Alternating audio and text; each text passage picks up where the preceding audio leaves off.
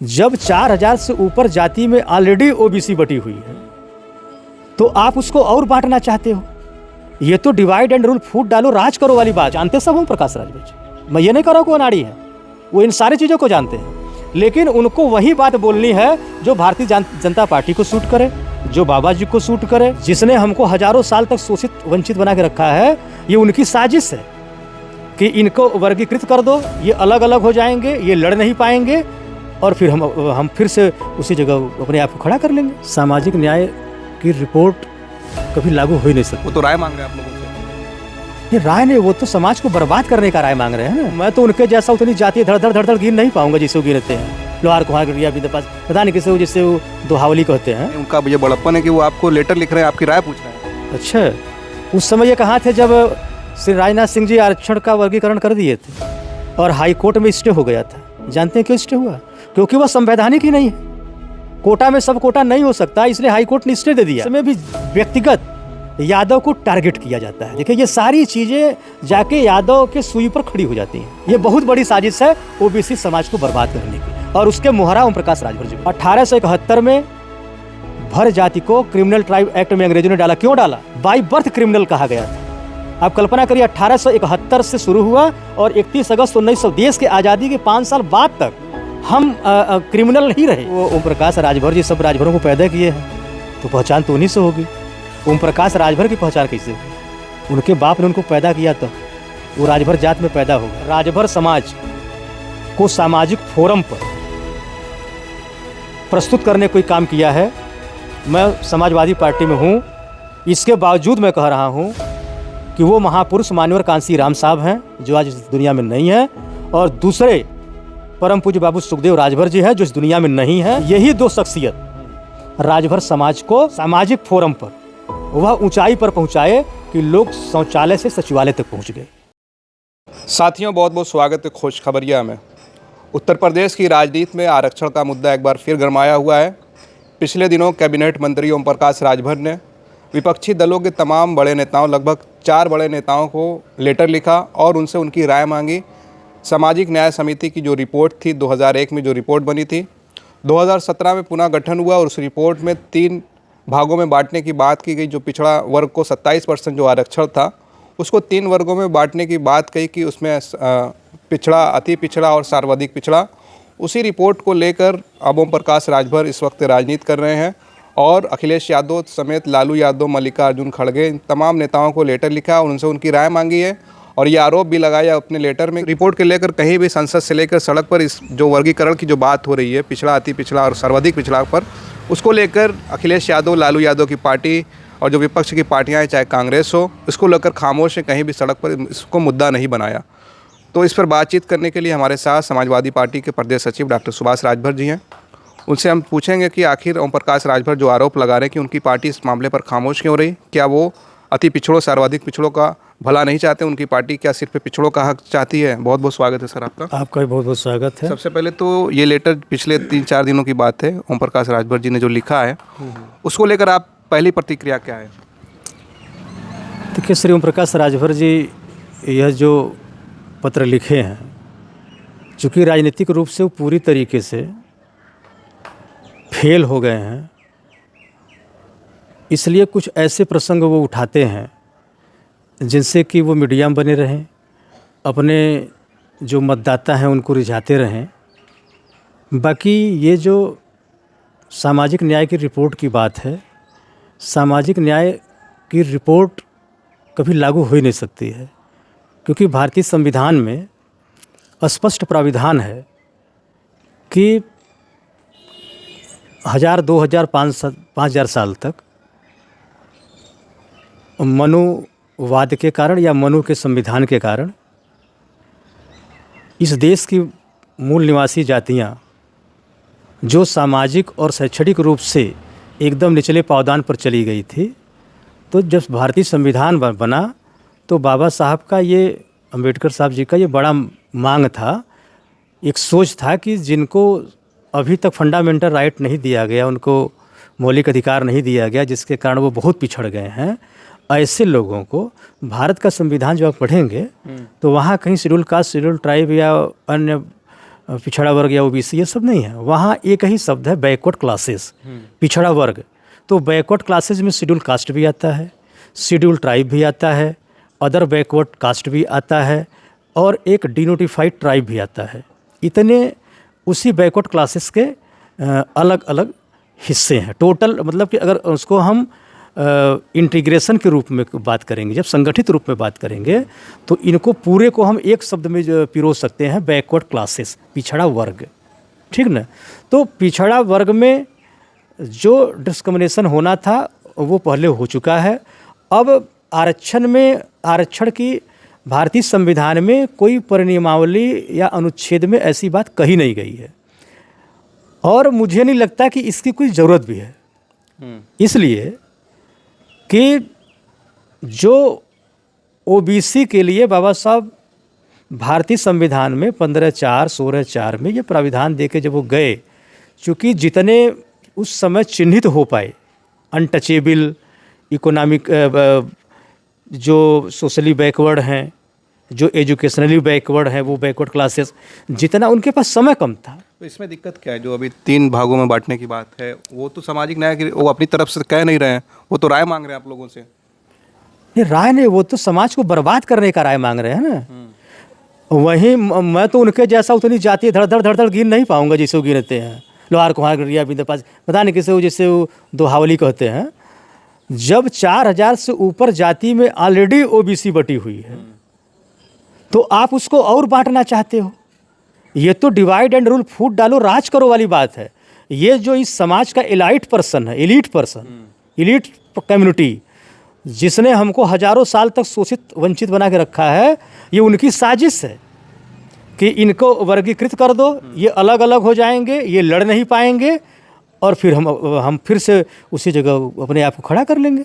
ये उनकी प्लान है। ये उनका है कि 12 से 17 तक आपकी सरकार रही, आपने इस रिपोर्ट को तब भी लागू नहीं किया, अब वो सरकार में है, उनका ये बड़प्पन है कि वो आपको लेटर लिख रहे हैं, आपकी राय पूछ रहे हैं।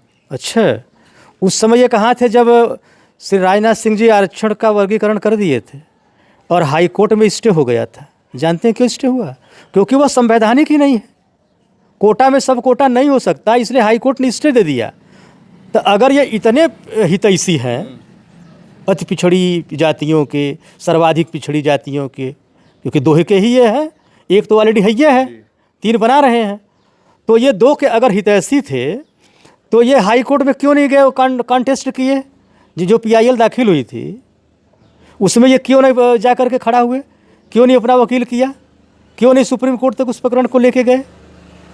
इससे स्पष्ट है कि ये राजनीतिक खेल है और इसमें भी व्यक्तिगत यादव को टारगेट किया जाता है। देखिए, ये सारी चीज़ें जाके यादव के सुई पर खड़ी हो जाती हैं। वो कैसे, समझाइए। वो खुद कहते हैं ना कि 27% का जो प्रतिनिधित्व शब्द है भारतीय संविधान में, जिसे हम आप कोटा या रिजर्वेशन में कह लेते हैं, एक्चुअल में वो प्रतिनिधित्व देने की बात है। तो मैं खुद उनसे पूछना चाहता हूँ कि वो जिस अलायंस में हैं उस अलायंस से वो पूछें कि PMO में 27% का कोटा पूरा हो गया है। जब से मंडल कमीशन की आधी अधूरी रिपोर्ट लागू हुई है, पूरी रिपोर्ट नहीं लागू हुई है, जो आधी अधूरी रिपोर्ट लागू हुई है उसमें भी अगर यादव टोटल 27%, 100 में 27 पर जा रहा है, तो क्या 27% का पूरा बैकलॉग भर गया है? क्या सब जगह पर यादव बैठ चुका है? PMO में कितना यादव बैठा है? सचिवालय में कितना यादव बैठा है? पब्लिक सर्विस में कितना यादव बैठा है? अगर 27% वही टोटल फिलअप कर लिया है तब मैं मानूंगा कि इसकी ज़रूरत है, पर ऐसा सच नहीं है। अभी तो जो 27% का कोटा मिला हुआ है, प्रतिनिधित्व आपको दिया गया, वही आप नहीं पूरा कर पा रहे हैं। बैकलॉग, इनको तो कहना चाहिए बैकलॉग से 27% का रिजर्वेशन पूरा करो। तो आप लोग इसके समर्थन में है कि नहीं? नहीं, इसके भाग का बिल्कुल नहीं, कतई नहीं। हम डिवाइड, ये जब राजेंद्र प्रसाद जी विदेश गए थे परीक्षा देने, तो वहाँ एक ही सवाल पूछा गया था कि अगर किसी राज्य या देश पर राज्य करना हो तो कौन सी नीति अपनानी चाहिए। तो राजेंद्र प्रसाद जी जो हमारे देश के प्रथम राष्ट्रपति थे, जो एग्ज़ाम देने गए थे, ये कुछ देर से पहुँचे थे, लेट से, तो वहाँ सेंटर पर इनको सब एंट्री नहीं कर देने देते। उसके बाद इन्होंने कहा कि मैं लेट हुआ, फ्लाइट्स आने में लेट हुई, मुझे अवसर प्रदान किया जाए, तो अल्टीमेटली उनको अवसर प्रदान किया गया। फिर जैसा कि कथानक है, मैं प्रत्यक्षदर्शी नहीं हूँ, ये कहा जाता है कि फिर वो बैठे आराम से, क्वेश्चन पढ़ लिए, क्वेश्चन पढ़ने के बाद वो बैठ गए, फिर दीवार से थोड़ा सा चूना निकाले, मरा चूना, और थोड़ा सा जर्दा निकाले, अपना वो रगड़ उगड़ के लेके मुंह में डाले, और डालने के बाद उन्होंने सिर्फ उस प्रश्न का एक उत्तर, एक लाइन में उत्तर लिखा था, डिवाइड एंड रूल, फूट डालो राज करो। और जब कॉपी एग्जामिन हुई, इवेलुएट हुई, तो एग्जामिनर ने क्या लिखा, उससे वो बहुत महत्वपूर्ण चीज़ है। Examining is the better than examiner, मतलब कि परीक्षक से परीक्षार्थी ज़्यादा जानता है। तो ये सब जो हो रहा है, यहाँ के जो प्रभुत्ववादी सामंतवादी लोग हैं, ये उनकी साजिश है कि पिछड़ा कभी संगठित ना हो पाए, इसलिए ये कोटा में सब कोटा की जो है वकालत कर रहे हैं, और ओम प्रकाश राजभर के माध्यम से उनके खोपड़ी को रिमोट कंट्रोल, रिमोट कंट्रोल से वो चल रहे हैं, बोल रहे हैं। वो अपने बात पर क्यों नहीं बोलते? वो राजभरों के अगुआ बन के खड़ा हुए हैं। वो राजभर समाज को पहले अंग्रेज़ों ने क्रिमिनल ट्राइब एक्ट में रखा था, 31 अगस्त 1952 को उस एक्ट को पार्लियामेंट में रिपील्ड किया गया, फिर इनको स्वतंत्र किया गया कि नहीं, आज से ये भारत देश के सभ्य नागरिक हैं, अभी चोर उचक्का अपराधी नहीं है। हालांकि चोर नहीं था, वो अपराधी शब्द था, क्योंकि थिफ्ट माने चोर होता है, क्रिमिनल माने अपराधी होता है। बात बता रहे हैं, इस पर राजभर समाज के लोग कुछ आपको गाली देंगे कमेंट में, फिर काहे गाली देंगे?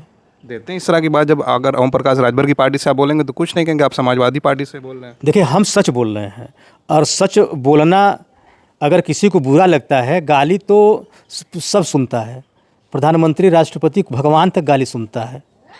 बरसात, अगर किसी को बरसात अच्छी लगती है तो किसी को बरसात बुरी लगती है, किसी को जाड़ा अच्छा लगता है तो किसी को जाड़ा खराब लगता है। लेकिन जो फैक्ट है, देखिए, फैक्ट को इग्नोर नहीं कर सकता है। ये अलग बात है कि नए जो हमारे समाज के लड़के हैं, जो हमारे बारे में बहुत नहीं जानते, हम लोग बहुत काम किए हैं, हम इतना काम किए हैं कि उस पर किताब लिखी जा सकती है, हमारे लोग जानते हैं जो हमारे साथ वाले हैं। पर जो अभी 18 साल का लड़का है, 12 साल का लड़का है, वो हमारे बारे में भी बहुत नहीं जानता है, तो वो हो सकता है कमेंट कर दे। लेकिन फैक्ट ये था कि 1871 में भर जाति को क्रिमिनल ट्राइब एक्ट में अंग्रेजों ने डाला। क्यों डाला? क्योंकि ये अंग्रेजों से गुरिल्ला युद्ध लड़ते थे, ये भारत को अपनी भूमि मानते हुए उनसे लड़ते थे। और यही नहीं, पूरे भारत देश में भर सहित 100, इसके साथ 198 जातियाँ और थी, टोटल 199 जातियाँ थी जो भारत देश में अंग्रेजों से लड़ रही थी, जिन्हें बाई बर्थ क्रिमिनल कह दिया गया। मतलब उस समय जितने क्रिमिनल एक्ट के अधीन जो नोटिफाइड जातियाँ थी, उसके घर में महिला के पेट में बच्चा जो आ जाता था, तो वो गर्भ में आते ही अपराधी हो जाता था, बाई बर्थ क्रिमिनल कहा गया था। आप कल्पना करिए, 1871 से शुरू हुआ और 31 अगस्त 1900, देश के आज़ादी के 5 साल बाद तक हम क्रिमिनल ही रहे। 52 तक, हाँ 52, 31 अगस्त 52 तक हम क्रिमिनल रहे। बाद में इस पर ये लोगों का नज़र गया उस समय कि ये तो बहुत बड़ी भूल हो रही है, जो हमारे देश को आज़ादी के लिए लड़े हैं, वो तो हम उनको क्रिमिनल बना के रखे हुए हैं। तब इस एक्ट को खंडित किया गया, तो उसी का एक नाम पड़ गया। जैसे कहीं आप पढ़ेंगे डीनोटिफाइड ट्राइब, कहीं आप पढ़ेंगे विमुक्त जाति, कहीं आप पढ़ेंगे विमुक्त जनजाति, कहीं आप पढ़ेंगे गैर अधिसूचित जनजाति। मैं आपको बताऊं, आश्चर्य होगा, प्रथम पंचवर्षीय योजना और द्वितीय पंचवर्षीय योजना में जब पढ़ेंगे तो उसमें गैर अधिसूचित जनजाति के रूप में इनको अपराधी जाति जो थी उस समय अंग्रेजों के द्वारा, इनके बारे में लिखा गया है कि ये जो गैर अधिसूचित जनजातियां हैं, इनके टेम्परामेंट को अजायब घर में सुरक्षित करके रखना चाहिए। मैं जब बीएचयू की लाइब्रेरी में ये लाइन पढ़ा तो मुझे बहुत हंसी आया और दुख भी हुआ कि ये कितने चालाक लोग हैं, क्योंकि लड़ने के लिए टेम्परामेंट वाला ही आदमी चाहिए। क्योंकि स्वभाव, टेम्परामेंट का मतलब होता है स्वभाव, कोई लड़ाकू स्वभाव का होता है, कोई लड़ाकू स्वभाव का नहीं होता है। तो ये जातियां लड़ाकू स्वभाव की हैं, इसलिए इनके स्वभाव को अजायब घर में सुरक्षित करके रखो कि फिर कभी अगर आएगा ऐसा स्थिति तो यही जाके लड़ेंगे। पर उनका विकास हो, उनका सामाजिक उत्थान हो, इस पर न भारत कभी सरकार ध्यान दिया, न कभी राज्य सरकार ध्यान दिया। जो मानने वाले ओम प्रकाश राजभर, वो तो कहते हैं कि राजभरों को पहचान इन्होंने दिलाई है, वरना कौन आज जानता था राजभरों को। न सही कहते हैं कि वो ओम प्रकाश राजभर जी सब राजभरों को पैदा किए हैं, तो पहचान तो उन्हीं से होगी। ओम प्रकाश राजभर की पहचान कैसे हुई? उनके बाप ने उनको पैदा किया, तब वो राजभर जात में पैदा हो गए। एक्चुअल में अगर राजभर समाज को सामाजिक फोरम पर प्रस्तुत करने कोई काम किया है, मैं समाजवादी पार्टी में हूँ, इसके बावजूद मैं कह रहा हूँ कि वो महापुरुष मान्यवर कांसी राम साहब हैं जो आज इस दुनिया में नहीं है, और दूसरे परम पूज्य बाबू सुखदेव राजभर जी हैं जो इस दुनिया में नहीं है। यही दो शख्सियत राजभर समाज को सामाजिक फोरम पर वह ऊंचाई पर पहुंचाए कि लोग शौचालय से सचिवालय तक पहुंच गए। इनका कोई सहयोग नहीं है? इनका कोई सहयोग नहीं है। ये तो इस समाज को अलग थलग कर दिए हैं। जैसे अभी एक छोटा सा उदाहरण मैं आपसे ले रहा हूँ। मान लीजिए आप ही एमएलए का चुनाव लड़ रहे हो और आप जो है समाजवादी पार्टी को, आप गांव में प्रचार करने गए और समाजवादी पार्टी का सुहलदेव पार्टी का अलायंस न हो, तो कोई चार लोग बोलेगा कि उधर राजभर बस्ती है, जरा सा वहाँ भी चलिए, तो आप धीरे से कहेंगे यार वहाँ जाने से क्या फ़ायदा, वो सब तो देंगे जो है छड़ी को, तो क्यों अपना टाइम वेस्ट करो। तो जब वहाँ एमएलए प्रत्याशी नहीं जाएगा तो कोई ना कोई तो एमएलए बनेगा। तो जब एमएलए प्रत्याशी नहीं जाएगा और जब वो एमएलए बन जाएगा तो उस बस्ती में डेवलपमेंट भी नहीं जाएगा। ये नुकसान हो रहा है। जब तक देखिए सामाजिक संगठन से हर जाति का भला है, भाईचारे से भला है। जब जैसे पहले राजभर समाज बसपा का कोर वोटर था, चमार के बाद जब चमार राजभर एक हो जाते थे तो और मोस्ट बैकवर्ड मिल जाते थे, तो बड़े पैमाने पर राजभर को प्रतिनिधित्व मिला, मौर्य को मिला, पटेल सबको प्रतिनिधित्व मिला। राजनीति की बात कर रहा हूँ, राजनीतिक पद की बात कर रहा हूँ। लेकिन जैसे वो भाईचारा बिगड़ा, टूटा, ओम प्रकाश राजभर के कारण, डॉक्टर सोनीलाल पटेल के कारण, मैं सबको अपराधी मानता हूँ। ये जितने जातिवार पार्टियाँ बनाए हैं ये यहाँ के मूल निवासियों के सबसे बड़े दुश्मन हैं। ये अपने परिवार के हितैषी हो सकते हैं लेकिन अपने जात के हितैषी कभी नहीं हो सकते हैं। ये सब में देख लीजिए। सोनेलाल जी ठीक बात है वो नहीं सदन में जा पाए, पर उन्होंने पटेल समाज को इकट्ठा किया, उसका लाभ उनकी बेटी को मिल रहा है, उनके दामाद को मिल रहा है, फिर उनकी दूसरी बेटी को भी लाभ मिल गया। पर उससे किसी और पटेल समाज को लाभ मिला हो तो बता दीजिए। इसी तरीके से ओम प्रकाश राजभर पर आ जाइए। ओम प्रकाश राजभर ने पार्टी बनाया, अपने लड़ते हैं, अपने बेटे को लड़ाते हैं, प्रमुख संगठन में भी अपने बेटे को रखे हुए हैं, उसके नीचे सब झंडा ढो रहे हैं। बिच्छीलाल राजभर को तो गिनाते हैं, एमएलसी बनाया है। अब बिच्छीलाल बहुत वही, जैसे ना कि अब हम बोल रहे हैं ऐसे हजारों लाखों लोग उसमें जब बोले तब वो भी ऐसे आदमी को बैठा दिए कि वो न सुन ही सकता है न बोल ही सकता है। कोई तेज तरार उनके जितने तेज, जैसे ब्रजेश राजभर है, एक और राणा राजभर, मतलब उनके जो पुराने थे वो सब तो निकल गए। जो भी थोड़ा सा उसमें तेजी बरता, महेंद्र राजभर का उदाहरण है। महेंद्र राजभर तो कटप्पा थे उस समय, प्रधानमंत्री जी ने कहा था। तो ये सब उदाहरण है। अब उसी तरीके से निषाद पार्टी में आ जाइए। निषाद पार्टी में डॉक्टर संजय निषाद, उनके बेटे के अलावा उस समाज का कोई भला हुआ तो बता दीजिए। मेरा ये कहना है कि सुभाष राजभर ही अगर उस समय का जो दौर था, मैं तो 2005 में त्रिलोचन महादेव में राजभर का इतना बड़ा सम्मेलन कराया था। उस समय मैं पढ़ता था, राजभर छात्र संगठन का मैं राष्ट्रीय अध्यक्ष था। 2005 में जब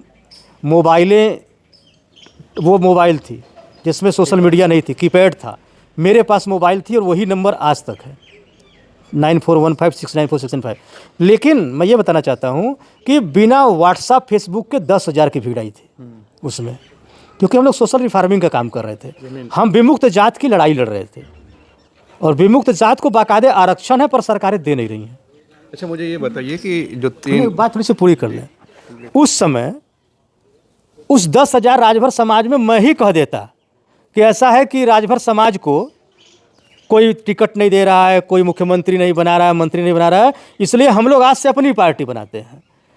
तो आज ओम प्रकाश राजभर कहीं नहीं होते, सुभाष राजभर राजभरों के बहुत बड़े नेता होते। वो एक दौर था, मतलब लंगड़ा लूजा किसी भी जाति का जो पहले पार्टी बना देता वो कुछ समय के लिए उस जाति का हीरो बन जाता। तो ये कुछ समय के लिए ये हीरो हैं। पर जो राजभर समाज की असली लड़ाई शेड्यूल ट्राइब की लड़ाई है, जो कि शेड्यूल ट्राइब के, हाँ, जो शेड्यूल ट्राइब सर्वाधिक पिछड़ा में तो नहीं आते राजभर, नहीं, जो यही तो मैं कह रहा हूँ कि जो 1994 में जो मंडल कमीशन की रिपोर्ट में डी नोटिफाइड ट्राइब को जो अदर बैकवर्ड कास्ट में जो इंक्लूड किया गया वो इंक्लूजन ही गरांग है, वो गलत है। तो अभी तो उसी में अदर बैकवर्ड में। हाँ, तो उस पर ये बात करें ना उसी पे कि उसको आप हमको ओबीसी से निकाल करके हमको ले आइए यहाँ। डिनोटिफाइड ट्राइब तो हम हैं ही। और यहाँ एक बात मैं और बता दूं कि हर ओबीसी में कोई जात जा सकता है, शेड्यूल कास्ट में कोई जा सकता है, शेड्यूल ट्राइब में भी कोई जा सकता है, लेकिन डिनोटिफाइड ट्राइब में कोई और जात नहीं जा सकती। पूछे क्यों नहीं जा सकती? इसलिए कि जो क्रिमिनल ट्राइब एक्ट में नोटिफाइड रहा होगा वही डिनोटिफाइड होगा, कोई दूसरा नहीं हो सकता। जो अपराधी जनजात कानून झेला है, जिसके ऊपर वो धारा लागू हुई है, वही जातियां ये विमुक्त जाति कही जा सकती हैं, डिनोटिफाइड ट्राइब वही कही जा सकती है। इसलिए डिनोटिफाइड ट्राइब में किसी और को नहीं इंक्लूड किया जा सकता है, और न डिनोटिफाइड ट्राइब ओबीसी में इंक्लूड किया जा सकता है। वो गलत इंक्लूड हुआ है, उसको वहाँ से एक्सक्लूड कराने की बात करें। और ये बराबर पहले आपको मैं 72-73 का शासनादेश दिखा दूंगा। एक दौलत राम जी का शासनादेश है, प्रमुख सचिव, तमाम प्रमुख सचिव उत्तर प्रदेश का शासनादेश है भारत सरकार का, कि ये शेड्यूल ट्राइब के साथ डिनोटिफाइड ट्राइब क्लब करके 5% रिजर्वेशन उस समय दिया जाता था। ये बिगड़ा 94 से, जब मंडल कमीशन की रिपोर्ट आ गई। अब चूंकि उस समय जानकारी का अभाव था, लोग नहीं जानते थे, उस पर नहीं विरोध हुआ। लेकिन अगर आज जागरूकता आई है, जैसे इस बात को हम लोग कहते हैं, हम पढ़े लिखे लोग इस चीज़ को खंडन करते हैं, बात करते रहते हैं, यही ओम प्रकाश राजभर जानते, सब ओम प्रकाश राजभर जी। मैं ये नहीं कह रहा हूँ कि वो अनाड़ी है, वो इन सारी चीज़ों को जानते हैं, लेकिन उनको वही बात बोलनी है जो भारतीय जनता पार्टी को सूट करे, जो बाबा जी को सूट करे, जिससे उनके कुछ जो है अंधविश्वासी जो समर्थक हैं उनको सूट करे, वही बात वो बोलते हैं। और वो नाजायज मांग करते हैं। जायज मांग यही है कि आप डिनोटिफाइड ट्राइब का सर्टिफिकेट आज भी जारी होता है। तो जो अस्तित्व में है उसको लेने की आप बात नहीं कर रहे हो। एसटी आरक्षण बड़ी मांग है राजभर समाज की। एक बड़ी मांग है और बहुत आसान मांग है, क्योंकि हम पूरे उस क्राइटेरिया को फुलफिल करते हैं। जैसे जानते हैं, शेड्यूल ट्राइब में जाने के लिए या उसके बराबर ट्रीट होने के लिए जो क्राइटेरिया है, जो मापदंड है, उसको हम फुल्ली कवर्ड करते हैं। जैसे मैं एक चीज़ बताऊं कि शेड्यूल ट्राइब पहले में नोटिफाइड कौन होगा? जो एक पैकेज में होगा। जैसे ब्राह्मण भी ट्राइब में है, बशर्ते उस पैकेज में है। जैसे मीणा, राजस्थान के मीणा जाती है, तो उतने एरिया के उस पैकेज में जो है सब ट्राइब है, भौगोलिक कारणों से, ठीक ना। तो राजभर इसको पूरा करता है। क्यों? क्योंकि राजभर एक पैकेज में है, पूर्वांचल के पैकेज में है। पूरे उत्तर प्रदेश में राजभर नहीं है, सिर्फ पूर्वांचल के पैकेज में है। तो उस पैकेज के क्राइटेरिया को ये फुलफिल करते हैं, पूरा करते हैं, नंबर 1। नंबर 2, जो ट्रेड्स हैं, जो सील गुण हैं, इनका एक विशेष सील गुण है। जैसे मैं अभी पंचवर्षीय योजना का जिक्र किया ना आपसे, स्वभाव वाला, कि ये मर जाएंगे लेकिन लड़ते रहेंगे। और ये भारत का इतिहास गवाह है, ये हजारों बार लड़े हैं, मरे हैं, फिर उठे हैं। तो इनका एक अलग सील गुण है, एक ट्रेड्स है, डिफरेंट ट्रेड्स होना चाहिए, वो भी है। इनके कुछ अपने डिफरेंट कल्चर हैं। इस आधार पर डिनोटिफाइड ट्राइब में ही इनको रख करके, ये तो है, बस इनको सुविधा देनी है। और मैं उत्तर प्रदेश सरकार से सवाल करना चाहता हूँ, आयुक्त समाज कल्याण से आपके माध्यम से सवाल करना चाहता हूँ, समाज कल्याण विभाग से सवाल करना चाहता हूँ, यहाँ के मुख्यमंत्री से सवाल करना चाहता हूँ, भारत के प्रधानमंत्री और समाज अधिकारिता न्याय मंत्री से सवाल करना चाहता हूँ कि जो डिनोटिफाइड ट्राइब के नाम पर अरबों अरबों रुपया सीड योजना के तहत पैसा स्टेट में आ रहा है, वो पैसा जा कहाँ रहा है? आवास के नाम पर पैसा आ रहा है, हेल्थ इंश्योरेंस के नाम पर पैसा, सारे जितने वेलफेयर प्लान हैं सबके नाम पर डिनोटिफाइड ट्राइब को अलग बजट आ रहा है, अरबों अरबों रुपए का। पर आप गांव में कहीं पता लगा लीजिए, कोई लाभ नहीं मिल रहा है। और समाज कल्याण की दिग्दर्शिका पढ़ेंगे आप उत्तर प्रदेश की, जो पहले हरिजन समाज कल्याण था, अब हो गया वो पिछड़ा वर्ग कल्याण। उसकी जो प्रस्तावना है दिग्दर्शिका की, उसकी पहली लाइन में पढ़ेंगे, आप जानते हैं क्या लिखा है? समाज कल्याण विभाग की स्थापना अनुसूचित जातियों एवं विमुक्त जातियों के कल्याण के लिए किया गया है। इससे बड़ी कोई लाइन हो सकती है? तो वह समाज कल्याण विभाग करता क्यों नहीं है? हम मतलब ये कहना चाहते हैं सिर्फ कि हमारा एक ऑलरेडी हमको कास्ट सर्टिफिकेट जारी होता है, हमारा एक अस्तित्व है। हम पीछे जाएंगे तो हमको शेड्यूल ट्राइब के समकक्ष हमको आरक्षण मिला है, तो हम उसकी बात क्यों नहीं करते हैं? ये हम क्यों जो है इलीट कम्युनिटी का क्यों हम मुहरा बन रहे हैं? ये हो ही नहीं सकता, कोई माई कलाल नहीं कर सकता, क्योंकि ये संवैधानिक है ही नहीं कि कोटा में सब कोटा हो। नंबर एक बात। दूसरी बात कि ओबीसी एससी एसटी के लिए जो संवैधानिक है वो भी नहीं मिल सकता है। अच्छा। और इलीट कम्युनिटी के लिए, प्रभुत्ववादी लोगों के लिए संविधान में कुछ भी न लिखा हो सकता है। उदाहरण ईडब्ल्यूएस आपके सामने है। ईडब्ल्यूएस मध्य प्रदेश, थोड़ा सा बस बोल के मैं बात खत्म करूंगा अपना। ईडब्ल्यूएस का आरक्षण बिना कोई कमीशन बैठा था। आप भी इस लाइन में हैं, यू बड़े यूट्यूबर हैं, कभी आपने सुना था कि ईडब्ल्यूएस के लिए डेटा कलेक्शन हुआ? कभी समिति गठित हुई, वैधानिक समिति? नहीं हुई। मोदी जी रात को सोए थे, भोर में सपना आया कि हमसे सवर्ण बहुत नाराज हो गए हैं, क्योंकि हमने हरिजन एक्ट वाले में जब सुप्रीम कोर्ट ने एससी एसटी एक्ट पर कह दिया कि नहीं, गिरफ्तारी पहले मत करना, पहले इंक्वायरी करना फिर गिरफ्तारी करना, तो उससे उनकी सवर्ण जातियाँ जो कोर वोट था भयंकर रूप से नाराज हो गई। जब ये एलआईयू की रिपोर्टें गई तो मोदी जी को लगा कि चुनाव में जा रहे हैं, जब हमारा कोर वोटर ही नाराज है तब तो हमारी कुर्सी उलट जाएगी। तो उसको जो है काउंटर करने के लिए इन्होंने ईडब्ल्यूएस का, भोर में इनको चेतना आई, इंसाइट हुआ कि यार ये मारो, तो इन्होंने संविधान के खिलाफ जाकर, कहीं आर्थिक आधार पर आरक्षण देने का कहीं संविधान में लिखा ही नहीं है। अगर कोई लाइन लिखी हो तो मैं राजनीति से संन्यास ले लूँगा, कहीं नहीं लिखा है। इन्होंने सीधे 10%, और उस प्रभुत्ववादियों की जनसंख्या भी 10% है, 10% को 10% आरक्षण बिना किसी डेटा के, बिना किसी पहचान के कि उसमें कितने गरीब हैं गरीब नहीं हैं, टोटली 10% आरक्षण दे दिया। और धन्य है सुप्रीम कोर्ट की संवैधानिक पीठ, जब ओबीसी एसटी के लड़के गए पीआईएल दाखिल किए कि ये गलत है, वहीं सुप्रीम कोर्ट की वैधानिक पीठ जो कहती थी कि 50% से ऊपर आरक्षण नहीं हो सकता है, 50%, इंदिरा साहनी का केस का हवाला देते हुए वो 50%, कोई भी स्टेट 50% से ऊपर आरक्षण की है तो इन्होंने उसको स्टे किया है। और भारत सरकार तो हमेशा इनकार ही करता था। लेकिन फिर जब ये संविधान सम्मत नहीं था, संविधान सम्मत नहीं था, विपरीत था संविधान के, लागू हो गया। सुप्रीम कोर्ट ने संवैधानिक पीठ का मुहर भी लगा दिया कि हाँ ये वैध है। तो भैया इस देश में इलीट पर सोसाइटी के लिए सब वैध है, बाकी ये हम लोग जानवर की तरह ज़िंदगी जीने वाले लोग हैं। ये भारतीय जनता पार्टी चाहती है कि जैसे यहाँ 10% 90% पर राज कर रहे थे उसी तरीके से राज करें, बाकी जो है शूद्र की तरह हमारा सेवा करें, ये चाहते। दूसरी बात, मोहन यादव को ये बहुत हिंदू कहे, अभी जो चल रहा है, अभी उसने, देखिए मैं यही कह रहा हूँ कि 27% का जो ये अभी यहाँ डिवाइड करा रहे हैं, ये मध्य प्रदेश के लिए क्यों नहीं बोल रहे हैं? मध्य प्रदेश में अभी ओबीसी का आरक्षण लागू नहीं हुआ था, अभी लागू करने का मोहन यादव ने कह दिया, तो मोहन यादव कैसे गाली सुन रहे हैं? देखिए वो पीठाधीश्वर आके गाली दे रहे हैं कि वो रामद्रोही है, वो हिंदू द्रोही है, कहने के नहीं कह रहे हैं, वो वामन मिश्राम का भक्त है, वो जो है अम्बेडकरवादी है।